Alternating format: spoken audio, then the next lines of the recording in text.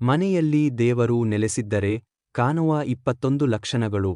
ಮಾನವನ ಜೀವನದಲ್ಲಿ ದೇವರ ಸಾನ್ನಿಧ್ಯ ಬಹುಮಹತ್ವದ ಸ್ಥಾನ ಹೊಂದಿದೆ. ದೇವರು ಎಂದರೆ ಕೇವಲ ದೇವಸ್ಥಾನದಲ್ಲಿರುವ ಶಿಲ್ಪವಲ್ಲ, ಆತ್ಮಶುದ್ಧತೆ, ಶಾಂತಿ, ಸಕಾರಾತ್ಮಕ ಶಕ್ತಿ ಮತ್ತು ಧರ್ಮಪಥದ ಪ್ರತೀಕ. ಮನೆಯಲ್ಲಿ ದೇವರು ನೆಲೆಸಿದ್ದರೆ ಆ ಮನೆಗೆ ವಿಶೇಷ ದೈವಿಕ ಶಕ್ತಿ ಪ್ರವೇಶಿಸುತ್ತದೆ ಎಂದು ನಮ್ಮ ಪುರಾತನ ಶಾಸ್ತ್ರಗಳು, ಜ್ಯೋತಿಷ್ಯ ಮತ್ತು ಸಂಸ್ಕೃತಿಯ ಗ್ರಂಥಗಳು ಹೇಳುತ್ತವೆ. ಅಂತಹ ಮನೆಗಳಲ್ಲಿ ಕೆಲವು ವಿಶಿಷ್ಟ ಲಕ್ಷಣಗಳು ಕಾಣಿಸಿಕೊಳ್ಳುತ್ತವೆ. 1. ಮನೆಯಲ್ಲಿ ಶಾಂತಿ ಮತ್ತು ನೆಮ್ಮದಿ. ದೇವರ ಸಾನ್ನಿಧ್ಯವಿರುವ ಮನೆಯಲ್ಲಿ ಜಗಳ, ಕಲಹ, ಅಶಾಂತಿ ಕಡಿಮೆಯಾಗುತ್ತದೆ. ಮನದೊಳಗೆ ಅಜ್ಞಾತ ಶಾಂತಿ ಅನುಭವವಾಗುತ್ತದೆ. 2. ಸದಾ ಸಕಾರಾತ್ಮಕ ಶಕ್ತಿ.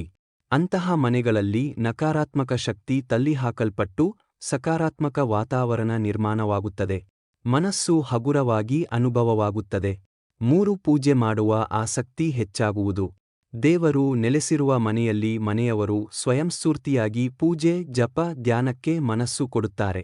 4. ಅಕಾಲಿಕ ಭಯ ಮತ್ತು ದುಃಸ್ವಪ್ನ ಕಡಿಮೆ.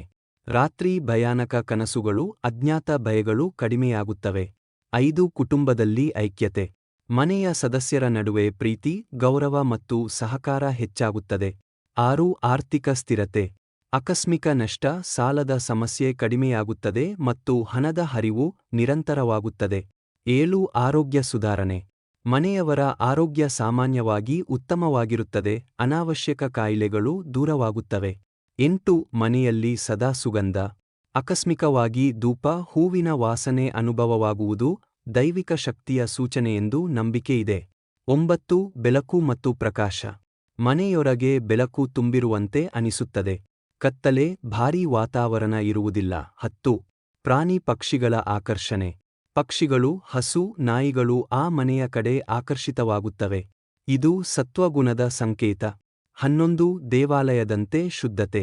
ಅಂತಹ ಮನೆಯಲ್ಲಿ ಸ್ವಚ್ಛತೆ ಸ್ವಾಭಾವಿಕವಾಗಿ ಕಾಪಾಡಲಾಗುತ್ತದೆ. ಕಸದ ವಾಸನೆ ಅಥವಾ ಅಶುದ್ಧತೆ ಇರುವುದಿಲ್ಲ. 12. ಮಕ್ಕಳಲ್ಲಿ ಸಂಸ್ಕಾರ. ಮಕ್ಕಳು ಸ್ವಾಭಾವಿಕವಾಗಿ ಧರ್ಮ, ನೈತಿಕತೆ ಮತ್ತು ಸತ್ಯ ಮಾರ್ಗದತ್ತ ಆಕರ್ಷಿತರಾಗುತ್ತಾರೆ. 13. ರಾತ್ರಿಯಲ್ಲಿ ನಿದ್ರೆ ಸುಖಕರ. ಮನೆಯವರು ಆಳವಾದ ಮತ್ತು ಶಾಂತ ನಿದ್ರೆ ಅನುಭವಿಸುತ್ತಾರೆ. 14. ದೀಪ ಸದಾ ಪ್ರಕಾಶಮಾನ. ಪೂಜಾ ದೀಪ ಹೆಚ್ಚು ಹೊತ್ತು, ನಿಶ್ಚಲವಾಗಿ ಹೊತ್ತಿರುತ್ತದೆ ಎಂದು ಭಕ್ತರ ನಂಬಿಕೆ. 15. ಹೂವುಗಳು ಹೆಚ್ಚು ಕಾಲ ತಾಜಾ. ಪೂಜೆಗೆ ಬಳಸುವ ಹೂವುಗಳು ಹೆಚ್ಚು ಕಾಲ ತಾಜಾ ಇರುವ ಅನುಭವ. 16. ನಕಾರಾತ್ಮಕ ಘಟನೆಗಳು ದೂರ. ಅಪಘಾತ, ಅನಿರೀಕ್ಷಿತ ದುರ್ಘಟನೆಗಳು ಕಡಿಮೆ ಆಗುತ್ತವೆ. 17. ಮನಸ್ಸಿಗೆ ಒಳಗಿನಿಂದ ಪ್ರೇರಣೆ. ದೇವರ ಸಾನ್ನಿಧ್ಯವಿರುವ ಮನೆಯಲ್ಲಿ ಸತ್ಪಥಕ್ಕೆ ಪ್ರೇರಣೆ ಸ್ವಾಭಾವಿಕವಾಗಿ ಬರುತ್ತದೆ. 18. ಅತಿಥಿಗಳಲ್ಲಿ ಸಂತೋಷ. ಆ ಮನೆಗೆ ಬಂದವರು ಇಲ್ಲಿ ಒಳ್ಳೆಯ ಶಕ್ತಿ ಇದೆ ಎಂದು ಅನುಭವಿಸುತ್ತಾರೆ. 19. ಕೆಲಸಗಳಲ್ಲಿ ಯಶಸ್ಸು. ಮನೆಯವರ ಪ್ರಯತ್ನಗಳಿಗೆ ಉತ್ತಮ ಫಲ ದೊರಕುತ್ತದೆ. 20. ದುಃಖದಲ್ಲಿ ಧೈರ್ಯ. ಸಮಸ್ಯೆಗಳು ಬಂದರೂ ಮನಸ್ಸಿನಲ್ಲಿ ಧೈರ್ಯ ಮತ್ತು ವಿಶ್ವಾಸ ಕಾಪಾಡಿಕೊಳ್ಳಲು ಸಾಧ್ಯವಾಗುತ್ತದೆ. 21. ದೇವರ ಅನುಭವ. ಕೆಲವರಿಗೆ ಕನಸು, ಸಂಕೇತ, ಅನುಭವಗಳ ಮೂಲಕ ದೇವರ ಸಾನ್ನಿಧ್ಯದ ಅನುಭವವಾಗುತ್ತದೆ. ಮನೆಯಲ್ಲಿ ದೇವರು ನೆಲೆಸಿರುವುದನ್ನು ಕಣ್ಣುಗಳಿಂದ ನೋಡಲು ಸಾಧ್ಯವಿಲ್ಲ. ಆದರೆ ಆತನ ಸಾನ್ನಿಧ್ಯವನ್ನು ಶಾಂತಿ, ಸಂತೋಷ, ಸಕಾರಾತ್ಮಕ ಶಕ್ತಿ ಮತ್ತು ಧರ್ಮಮಯ ಜೀವನದ ಮೂಲಕ ಅನುಭವಿಸಬಹುದು. ಮನೆಯೆಂದರೆ ದೇವಾಲಯ, ಕುಟುಂಬವೇ ದೇವರ ಸೇವೆ ಎಂಬ ಭಾವನೆ ಹೊಂದಿದಾಗ ದೇವರು ಖಂಡಿತವಾಗಿ ಆ ಮನೆಯಲ್ಲಿ ನೆಲೆಸುತ್ತಾನೆ.